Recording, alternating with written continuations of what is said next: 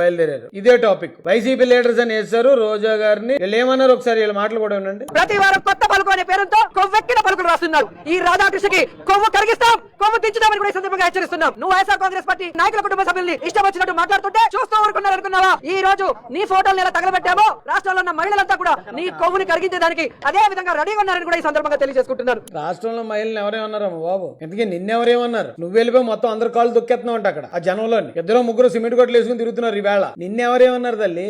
ఈ రోజు రాష్ట్రంలో నువ్వు దోచుకున్న దోపిడీకి ఈ రోజు నీకు ఇచ్చిన ఏవైతే చంద్రబాబు నాయుడు ప్రతిసారి అధికారంలో వచ్చిన తర్వాత నీకు కట్టబెడుతున్నారో వాటిని కాపాడు. అసలు ఈ టాపిక్ లో చంద్రబాబు నాయుడు గారికి ఏంటంటే సంబంధం? ఇలా సంబంధం లేని విషయాలను కూడా చంద్రబాబు నాయుడు గారికి ఆపాదిస్తూ వీళ్ళే అబాస్ పాలైపోతున్నారు కదా జనం. ఇప్పుడు ఒక సాధారణమైన ఓ రిక్షా దొక్కునే తమ్ముడికి కూడా అంటే ఈ టాపిక్ లో అసలు చంద్రబాబు నాయుడు గారికి సంబంధం ఏంటి? ఏటీఎల్ ప్రతిదానికి చంద్రబాబు నాయుడు గారు అన్నారు. రేపు పొద్దున్న ఇంట్లో ఏమైనా జరిగినా కూడా చంద్రబాబు నాయుడు గారు అని ఎలా ఉన్నారు? వర్షం కురవపోయిన చంద్రబాబు నాయుడు గారు అని ఎలా ఉన్నారు? ఎండ కాసిన చంద్రబాబు నాయుడు గారు అని ఎలా ఉన్నారు? ఏట్రా బాబు పరిస్థితి అనుకుంటారు కదండి. ప్రతిదానికి చంద్రబాబు నాయుడు గారు ఏంటి అంటే మీరు ఒకటి గమనించాలి. ఇక్కడ చంద్రబాబు నాయుడు గారి దగ్గర, లోకేష్ గారి దగ్గర, పవన్ కళ్యాణ్ గారి దగ్గర వీళ్ళు ఎత్తి చూపించడానికి ఒక్క తప్పు కూడా కనిపించట్లేదు. కాబట్టి ఎక్కడెక్కడో ఉన్న పాయింట్లన్నీ తీసుకొచ్చి ఆ పాయింట్లను సాగు గా చూపించి చంద్రబాబు నాయుడు గారిని తిట్టడానికి ముందుకు వస్తున్నారు. అంతే కదండి దాని అర్థం. చంద్రబాబు నాయుడు రాసిచ్చే రోత రాతలు రాయటం చంద్రబాబు నాయుడు గారు రాసిస్తున్నారటండి. ఇంతకన్నా నిస్సిగ్గా మాట్లాడే మాటలు ఉంటాయండి? చంద్రబాబు నాయుడు గారు ఏవైనా రాధాకృష్ణ గారికి స్క్రిప్ట్ రాసిస్తే ఆ కింద ఆయన పేరు ఆయన సంతకం పెట్టేసి ఆయన తొలుపలుగా చదివిస్తున్నాడా? అబద్ధాలు చెప్పండి తప్పలేదు. కనీసం అది ఏమైనా నిజం అంటామని అనుమానం వచ్చి అబద్ధాలు చెప్పండి అమ్మా. మీరు చెప్పిన వెంటనే మీ ముఖాల మీదే రాసి ఉంటుంది అబద్ధాలు చెప్పడానికి వచ్చింది అని. మీ నోటంటే ఏ మాట వచ్చినా 10th క్లాస్ పిల్లడు తెలిసిపోతుంది ఇది అబద్ధం అని.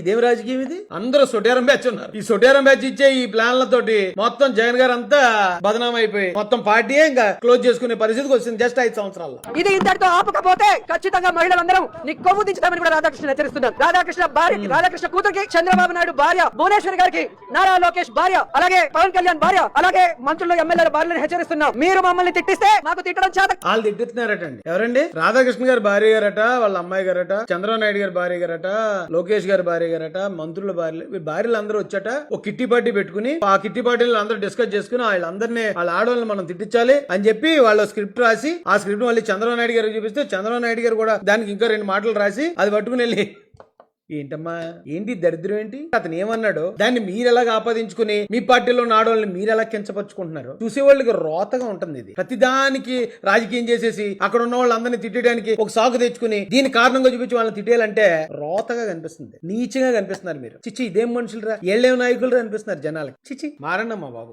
మీరంతా బయటకు కూడా అడుగు పెట్టలేక సిగ్గుతో చచ్చిపోతారని కూడా సందర్భంగా తెలియజేసుకుంటున్నా. ఇంకొకసారి మరి అక్కడ మొదలు పెట్టలేకపోయి ఏపీలో ఎందుకు మరి హైదరాబాద్ వెళ్ళి మొదలు పెట్టు? ఎవరు బయటకు రాకుండా ఇంటికే పరిమితం అవుతారు చూద్దాం కదా. ఆంధ్రాలో నుంచి వెళ్ళిపోయావా?